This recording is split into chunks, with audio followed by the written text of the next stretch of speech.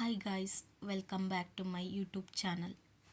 ಒಂದೇ ದಿನದ ಉಪವಾಸದಿಂದ ಇಡೀ ವರ್ಷದ 26 ಏಕಾದಶಿಗಳ ಪುಣ್ಯ ಫಲ ಸಿಗುತ್ತದೆ ಎಂದರೆ ನೀವು ನಂಬುತ್ತೀರಾ?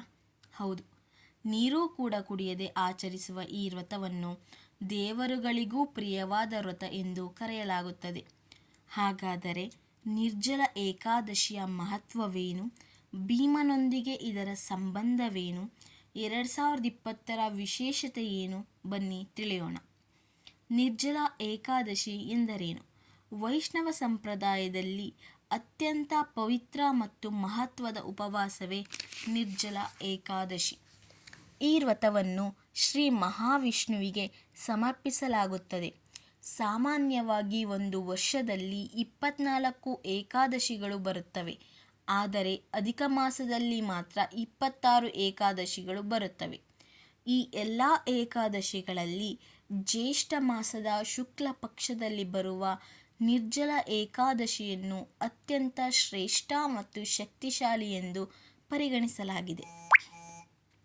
ಧರ್ಮಶಾಸ್ತ್ರಗಳ ಪ್ರಕಾರ ಈ ಒಂದು ಏಕಾದಶಿಯನ್ನು ಭಕ್ತಿಯಿಂದ ಆಚರಿಸಿದರೆ ವರ್ಷದ ಉಳಿದ ಎಲ್ಲ ಏಕಾದಶಿಗಳ ಫಲವೂ ದೊರೆಯುತ್ತದೆ ಎನ್ನುವುದು ನಂಬಿಕೆ.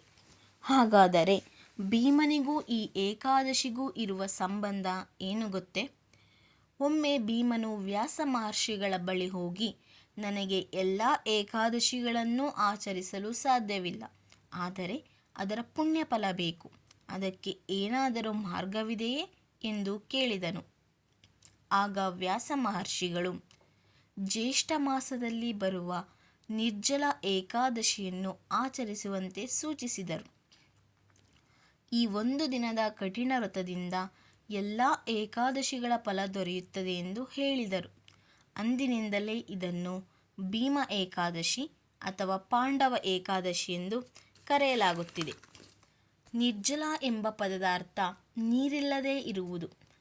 ಈ ದಿನ ಭಕ್ತರು ಅನ್ನ, ಆಹಾರ ಮಾತ್ರವಲ್ಲದೆ ನೀರನ್ನೂ ಸೇವಿಸುವುದಿಲ್ಲ.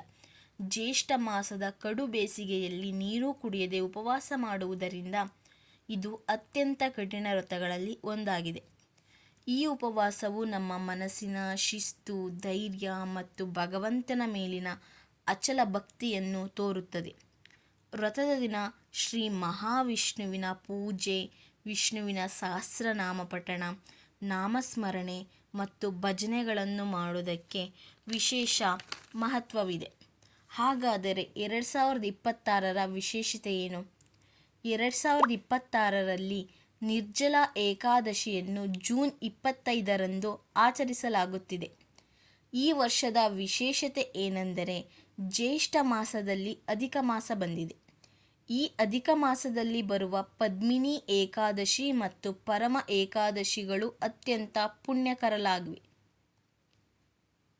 ಧಾರ್ಮಿಕ ನಂಬಿಕೆಗಳ ಪ್ರಕಾರ ನಿರ್ಜಲ ಏಕಾದಶಿಯನ್ನು ಶ್ರದ್ಧೆಯಿಂದ ಆಚರಿಸುವುದರಿಂದ ಈ ಎಲ್ಲ ಏಕಾದಶಿಗಳ ಪುಣ್ಯ ಫಲವು ದೊರೆಯುತ್ತದೆ. ಅದರ ಕಾರಣದಿಂದ 2026ರ ನಿರ್ಜಲ ಏಕಾದಶಿಗೆ ವಿಶೇಷ ಮಹತ್ವವಿದೆ. ಧರ್ಮಶಾಸ್ತ್ರಗಳ ಪ್ರಕಾರ ನಿರ್ಜಲ ಏಕಾದಶಿಯನ್ನು ಭಕ್ತಿಯಿಂದ ಆಚರಿಸಿದವರಿಗೆ ಪಾಪಕ್ಷಯವಾಗುತ್ತದೆ, ಮನೆಯಲ್ಲಿ ಸುಖ ಶಾಂತಿ ನೆಲೆಸುತ್ತದೆ ಹಾಗೂ ಶ್ರೀ ಮಹಾವಿಷ್ಣುವಿನ ಕೃಪೆ ದೊರೆಯುತ್ತದೆ. ನಿಮ್ಮ ಆರೋಗ್ಯವನ್ನು ಗಮನದಲ್ಲಿಟ್ಟುಕೊಂಡು ವ್ರತ ಆಚರಿಸಿ. ಓಂ ನಮೋ ವಾಸುದೇವಾಯ.